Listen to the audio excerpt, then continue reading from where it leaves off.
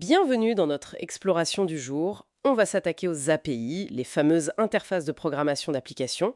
On s'appuie sur un article de comprendreinformatique.com et l'idée, c'est de démystifier tout ça simplement. Déjà la prononciation, on dit API ou alors parfois API, un peu à l'anglaise. Mais au fond, c'est quoi? Une API, c'est une sorte de pont, de connecteur entre différents logiciels. Pour qu'ils puissent se parler. L'article utilise une image que je trouve vraiment très claire, celle du restaurant. Imaginez, l'API se ferait le serveur, vous, votre application, vous êtes le client, vous avez besoin de quelque chose, une info, une action, eh bien vous passez commande au serveur, donc à l'API. Exactement. Le serveur va en cuisine, c'est-à-dire qu'il interroge un autre programme, un service spécialisé, et il revient avec le plat, la réponse. C'est ça. Et le client, le programme initial, il a ce qu'il veut sans savoir comment ça se passe en cuisine. L'API fait l'intermédiaire, elle gère la demande et renvoie le résultat. D'accord. Et pourquoi cette interaction, elle est si utile? Pourquoi ne pas tout faire dans la même cuisine? Prenons un exemple simple. L'appli météo sur votre téléphone. Elle pourrait difficilement stocker toutes les données météo du monde entier, faire les calculs de prévision elle-même.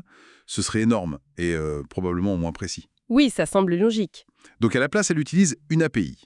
Elle demande juste « Donne-moi la météo pour Paris maintenant ».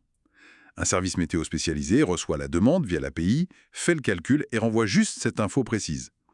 L'API, en fait, ça permet d'utiliser des fonctions ou des données qui existent ailleurs, sans avoir à tout réinventer. Ah oui, je vois, ça simplifie drôlement le travail pour celui qui crée l'application météo, du coup. Et les avantages plus généraux des API, quels seraient-ils? Ils sont assez nombreux.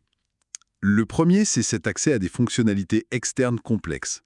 Pensez au paiement en ligne sécurisé. Oui, c'est crucial ça. Plutôt que de bâtir tout un système hyper complexe et sécurisé, une appli va utiliser l'API de Stripe, par exemple. Des experts s'en occupent. D'accord. Deuxième point, l'accès à des données à jour très spécifiques.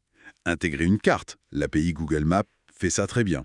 Gérer soi-même des cartes mondiales, c'est... Un autre métier? Exactement. Donc, troisième avantage, économie de ressources. Moins de développement, moins d'infra à gérer.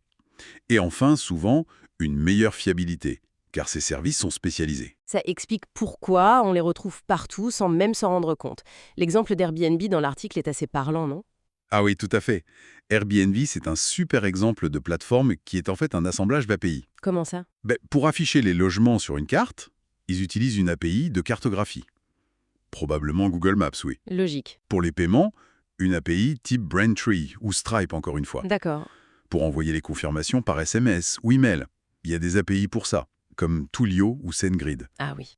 Et même pour se connecter, le fameux se connecter avec Facebook ou Google, ce sont des API. La gestion des avis, pareil, ça peut passer par une API. C'est vraiment comme assembler des briques Lego fonctionnelles pour créer un service complet. C'est fou de réaliser ça. Ces grosses plateformes sont en réalité des intégrations très fines de plein de services experts. Mais alors, qui les utilise, ces API? Juste les développeurs dans leur coin? Alors, les développeurs sont les premiers utilisateurs, c'est clair. L'API leur donne les règles du jeu pour interagir avec un service externe. C'est leur boîte à outils. D'accord. Mais l'impact va plus loin.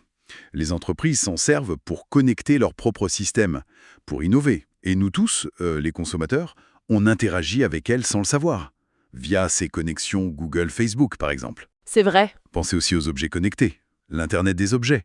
Ils communiquent beaucoup via des API. Et même les scientifiques, les services publics pour échanger des données. Bon, évidemment, une application toute simple comme une calculatrice locale, elle n'en a pas besoin. Ok, donc pour résumer, les API sont un peu les messagers, les intermédiaires indispensables du numérique. Elles permettent à tous ces programmes spécialisés de travailler ensemble, un peu comme on ferait appel à différents experts pour un projet. C'est la tuyauterie cachée du web, en quelque sorte. Exactement. Et c'est cette interconnexion qui rend nos applis si puissantes, si intégrées aujourd'hui. Mais ça soulève une question importante pour la suite, je trouve. Laquelle? Avec toutes ces données, nos données personnelles, professionnelles, qui circulent constamment entre une multitude de services via ces API, comment on garantit vraiment la sécurité, la confidentialité?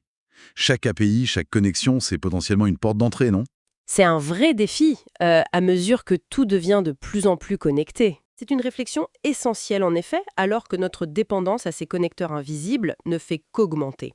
Voilà qui conclut notre exploration pour aujourd'hui.